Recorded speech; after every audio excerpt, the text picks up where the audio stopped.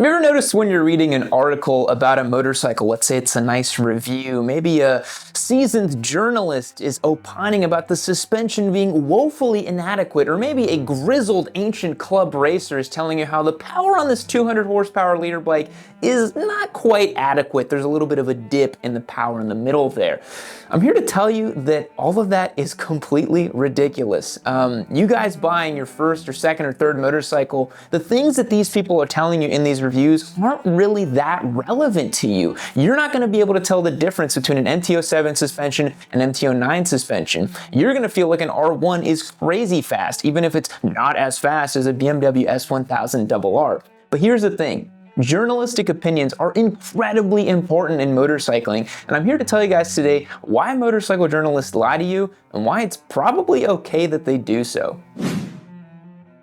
So in talking about motorcycle journalism, I think it's important we define what the heck a journalist even is. So a journalist is defined as someone who writes for newspapers, magazines, or news websites, or prepares news to be broadcast. So a journalist is someone who's professionally preparing something for the written media, which makes it a little bit different than something like a YouTuber, which we're going to talk about in today's video as well. Journalists also hold themselves to a high standard and usually have a code of ethics, which include basic principles like truthfulness, accuracy, objectivity, impartiality, fairness, and public accountability.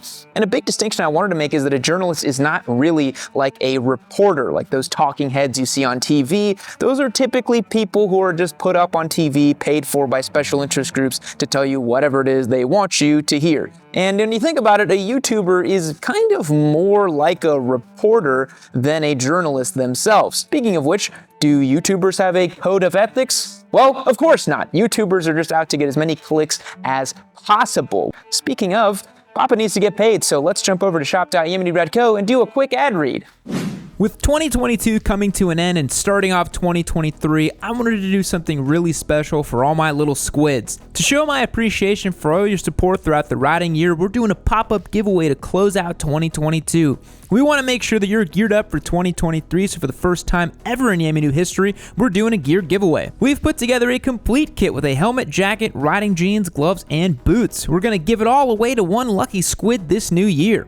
Every piece of gear in this set has been curated by your sweet Papa Yam himself and is guaranteed to get you out there and ready for this riding season. It's a new year, new gear giveaway, but only for this week. Head over to shop.yamandude.co, pick out anything you want from our site, and you'll be automatically entered to win this complete riding kit. If there's ever a giveaway you did not want to miss, it's this one, but time is running out. If you're a beginner rider, make sure you go to shop.yamandude.co and check out our new gear, new year promotion. And you might be wondering, why am I dogging on YouTubers so much as a guy who literally is one? Well, it's because I used to be that person. I used to be the uneducated content creator who was making stuff as if I knew a bunch of things. And that's a lot of people on this platform.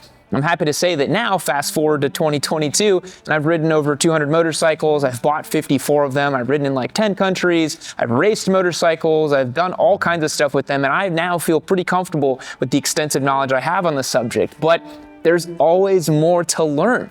I've been to so many press events. I've been very fortunate to go to press events in Sardinia for the Touareg 660 launch. I went to Morocco for the Tiger 900 launch and many other places. And these journos, they know a lot about this subject. These grizzled journos, these ancient club racer types, they know so much about these topics, and I'm always trying to learn more from them. So these journalists are the experts on this subject. And as a side note, I've never gotten any sort of check from Triumph, Aprilia, Ducati, or whoever else for making these types of videos. As far as I know, the only thing that happens is you get more access to things when you go on these press events. You get more access to more bikes and the ability to make more content. And truth be told, I'm definitely on the Ducati blacklist after my Multistrada review. So if journalists are the experts, why is it that we don't listen to them? Why is it that we prefer the everyman's opinion? Well, there's more to it.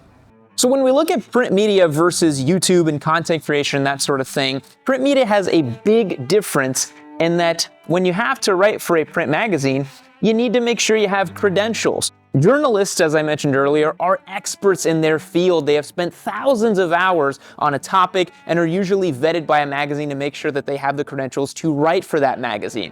Beyond that too, magazines and print media have tons of layers of accountability. You have the writers who are actually creating the content. You have the editors who are then managing and making sure that that content is correct and factual and accurate and tested and all that good stuff. You then have the owners of the company who want to make sure that the content that's going out matches the values and the mission of the brand. On top of all that, you have the company, which is an entity in and of itself, to make sure that that message is all going across clearly. So print media has all these layers to make sure that you are getting the factual, correct information, and that is vetted by experts. On the flip side, over here on YouTube, as we mentioned earlier, because we have no code of ethics, no code of conduct, and what are the credentials you need to operate on YouTube? Well, you just need to be some guy with the camera and an internet connection. So here you go. You have guy making content. So there's a big difference between these two, right? You have all these teams of experts in a company making something over here, and then you just have some guy. And now you might say, well, Yami, the biggest thing that is between these two is something called bias. Ooh, big scary word that we see a lot of on YouTube. These guys have so much bias. They're paid by the manufacturers. They're going to be making content that only the manufacturers want to see. But I think we have a lot to discuss with bias. Let's talk about that next. So when we're talking about bias, here's what you need to know for motorcycle journalists. And spoiler alert, I have actually been to these press events, so I do know what I'm talking about. Motorcycle journalists are usually flown out and wined and dined in exotic locations. There's typically some slick press materials showing all the new features of the bike that they're reviewing, how it's better than the previous one in every single way, and how the manufacturer is just an absolute Chad. And magazines rely on these insider manufacturer connections to keep their content pipeline going. The only way for a magazine to make more content is the ability to go to these press events and review these bikes. The manufacturer invites them to go to the event, the magazine can make content about the bike, you then search for that content on Google, and they get the click, and the whole thing kind of keeps going. Sure, you could make the case that motorcycle journalists have a bit of bias because they are probably incentivized to say some nicer things about the bikes so that they can keep getting their press events and keep getting their press bikes, but YouTubers aren't really any different. If you have some guy out there on a channel who went and spent his own money and bought a bike, he's gonna say nice things about it. He's gonna think he made the best decision in purchasing that motorcycle, and he's gonna make a video review probably saying those things. And that's what we call a self-bias. So don't think that YouTubers have no bias just because they're not beholden to some sort of manufacturer. Now here's the thing that we're not talking about in the motorcycle industry because honestly it would be bad for clicks. Most new motorcycles are totally fine. 99% of brand new bikes you can buy on the showroom floor are completely fine to ride. We're all arguing over nitpicky things. We're all asking ourselves, oh, this bike should have a 5-inch TFT instead of a 4-inch TFT, or maybe the brakes feel a little wooden or the throttle's a little funky. I've talked to some old school journalists who told me about the old days when bikes literally would leak from the factory, and how the brakes literally wouldn't work, or that the handling was actually dangerous. Most new motorcycles actually work perfectly well.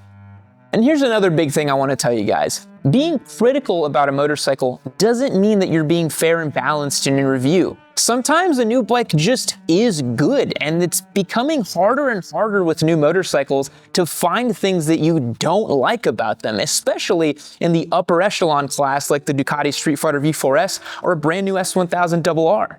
But this is what can happen when we're conflating motorcycles as product reviews versus an emotional purchase, which is what most people do. So let's talk about that next.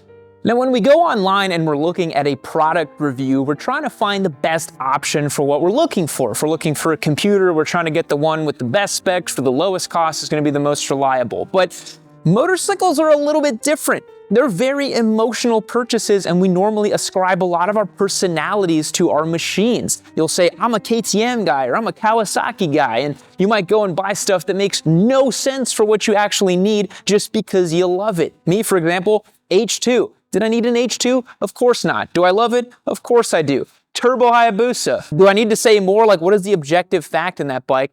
or even something like my Daytona over there. That's actually a motorcycle that I needed to use for a specific purpose, and I didn't get the best one in the class because I just love that one more than anything else. So I think we all need to be honest with ourselves that we don't really pick motorcycles based on their best, most objective specs, and we need these product reviews on these bikes. But there's one last point I want to make in today's video. So we talked about how journalists might have a little bit of bias because they get flown and wined and dined. We also talked about how YouTubers have a lot of bias because they own the bike and because they have that self-confirmation.